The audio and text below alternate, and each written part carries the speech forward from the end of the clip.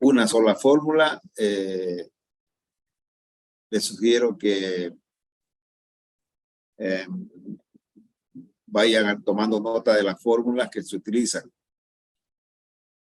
El ejercicio 2. La capacidad total de dos condensadores conectados en paralelo es de 40 microfaradios. Sabiendo que uno de ellos tiene 10 microfaradios, ¿qué valor tendrá el otro condensador? Entonces aquí, sencillo también, lo hemos visto en clase.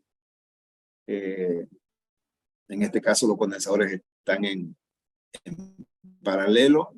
Encontramos su equivalente y vamos a tener el valor de la capacitancia de los dos.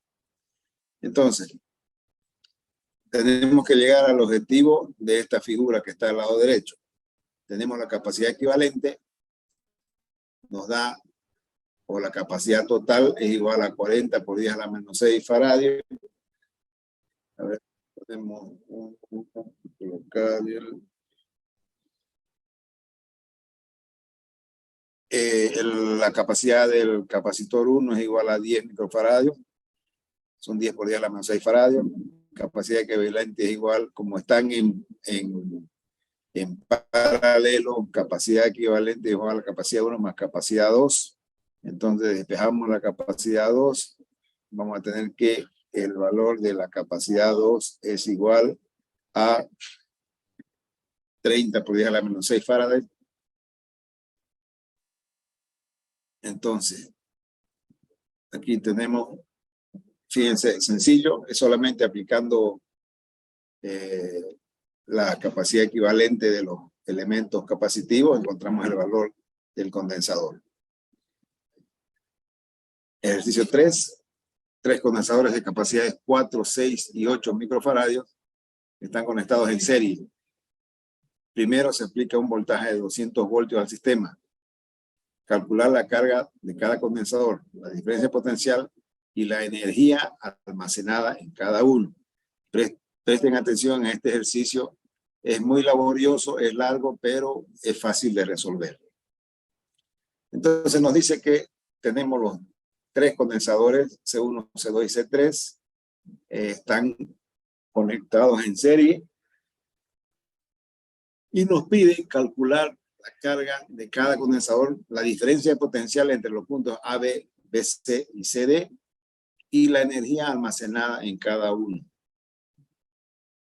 Entonces, convertimos, bueno, si lo vamos a dejar en la misma unidad, pero podemos mantenerlo, pero yo les aconsejo que lo convirtamos a Coulomb. Entonces, la diferencia potencial entre B y A, B y D va a ser igual, va a ser la misma que entre la diferencia potencial entre AB más BC más CD, ¿no es cierto? Entonces, diferencia potencial entre los puntos A y punto B va a ser la suma parciales de potencial entre A y B, BC y CD. Y la carga total por la capacidad equivalente va a ser igual a la carga 1 por el capacitor 1 más la carga 2 por el capacitor 2 más la carga 3 por el capacitor 3.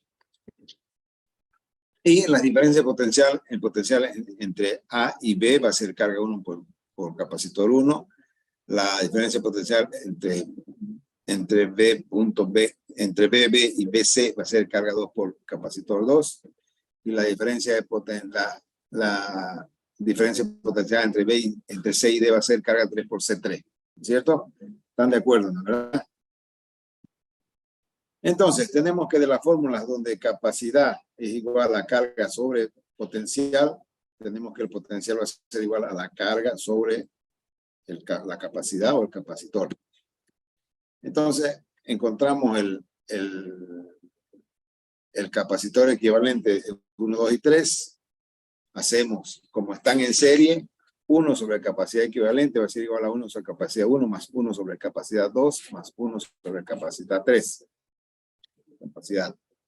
Y así reemplazamos los valores y vamos a tener que la capacidad equivalente va a ser igual a 1.83 por 10 a la menos 6 Faraday. ¿Listo? Entonces, si nos vamos a esta formulita que tenemos aquí al lado derecho, capacidad total es igual a capacidad, no me has dicho, carga total es igual a la capacidad equivalente que multiplica la diferencia potencial entre el punto A y el punto D. Utilizando esa ecuación y reemplazando los valores, tenemos que la carga total es igual a 250 por 10 a la menos 6 coulomb. En la asociación en serie se cumple que todos los condensadores tienen la misma carga. O sea, todos los condensadores tienen la misma carga. Y es igual a 250 por 10 a la menos 6 coulomb. O sea, carga total va a ser igual a carga 1 más carga 2, mejor dicho, es igual a carga 1, igual a carga 2, igual a carga 3. 250 por 10 a la menos 6 coulomb. Las diferencias de potencial. Diferencia potencial, tenemos la fórmula que es igual a capacidad 1 por carga 1.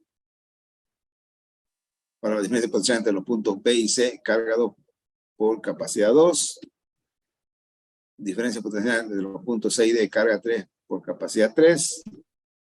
Y respectivamente van a ser 1000 por 10 a la menos 12 voltios, 1500 por 10 a la menos 12 voltios y 2000 por 10 a la menos 12 voltios, correspondientemente a las capacidades entre los puntos A, B, C y CD. La energía potencial es dada por un medio de la carga total al cuadrado sobre la capacidad. Entonces, ahora agarramos que tenemos las capacidades de cada elemento capacitivo. Carga 1, mejor dicho, capacidad 1 es 4 por 10 a la menos 6 Faraday. Capacidad 2 igual 6 por 10 a la menos 6 Faraday. Capacidad 3, 8 por 10 a la menos 6 Faraday, que nos da el ejercicio en el enunciado. Reemplazando los valores, vamos a tener que la energía potencial debido en el capacitor 1 va a ser igual a 7812.5 por 10 a la menos 6 joule. La energía potencial en el capacitor 2 va a ser igual a 5208,33 por 10 a la menos 6 joule. La energía potencial en el capacitor 3 va a ser igual a 3906.25 por 10 a la menos 6. Y ahí tenemos las energías parciales. Ahora, ¿qué es lo que nos pide el ejercicio, no es cierto? Nos pide la energía potencial en cada uno. Nos pide la diferencia potencial en cada elemento capacitivo y nos pide encontrar el valor de la carga total. Entonces están las tres respuestas, paso a paso, y para que ustedes puedan practicar. Esto es en un circuito en serie. Si fuera el circuito en paralelo, cambia la figura al encontrar la capacidad equivalente. Y la diferencia potencial y la energía se las calcula de la misma manera. Ejercicio 4. Para el siguiente circuito, calcular la corriente aportada por las dos fuentes en serie. Calcular la corriente aportada por las dos fuentes en serie. Tenemos una fuente B1 de 12 voltios, una fuente B2 de 5 voltios y una resistencia de 1 kilo ohmio. Entonces, primero debemos obtener el voltaje total del circuito, por lo cual debemos sumar o restar la fuente de voltaje, dependiendo de la polarización que tenga. Por la disposición de la fuente en corriente continua, podemos deducir que se está sumando, ya que sus polaridades apuntan hacia la misma dirección. Aquí, como pueden ver acá, tenemos el más es arriba, tiene el trazo más largo, está hacia arriba, entonces las dos tienen la misma dirección. La parte positiva apunta hacia arriba y la negativa hacia abajo. La otra forma de saberlo es observando la parte donde se unen las dos fuentes. Si tienen polaridades distintas en la unión, se suman. Y si son polaridades iguales, se restan. Por lo tanto, en este caso se suman. El voltaje total del circuito será igual a 12 voltios más 5, total de 17 voltios. Yendo por el segundo paso, una vez obtenido el voltaje total, podemos despejar de la ecuación, podemos despejar la corriente de la ecuación de la ley de Ohm y obtener la corriente total aportada por las dos fuentes. Entonces tenemos corriente va a ser igual a tensión sobre resistencia. La tensión total sobre 1 kilovoltios va a ser 17 miliamperes. Entonces, con eso resolvemos el ejercicio. La intensidad de corriente es igual a 17 miliamperes. De que está...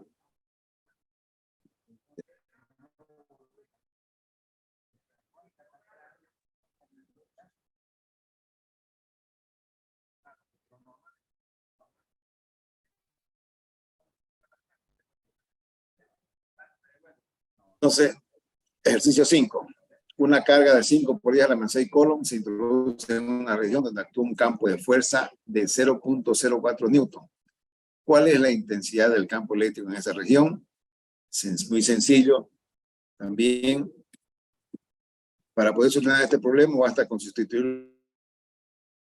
Por ejemplo, tenemos el valor de la carga y también el valor de la fuerza que actúa sobre el campo. Sabemos que el campo es igual a la fuerza por unidad de carga. Entonces, tenemos la carga y la fuerza. Reemplazando, ¿ves? Campo eléctrico es fuerza por unidad de carga, como tienes aquí la formulita. Y obtenemos que el campo eléctrico, la intensidad del campo eléctrico en esa región será igual a 8000 newton sobre coulomb. Muy sencillo, ¿no es cierto? Entonces, este campo es el que generaría en la región donde actúa dicha fuerza sobre la carga. Y con eso terminamos la presentación de hoy.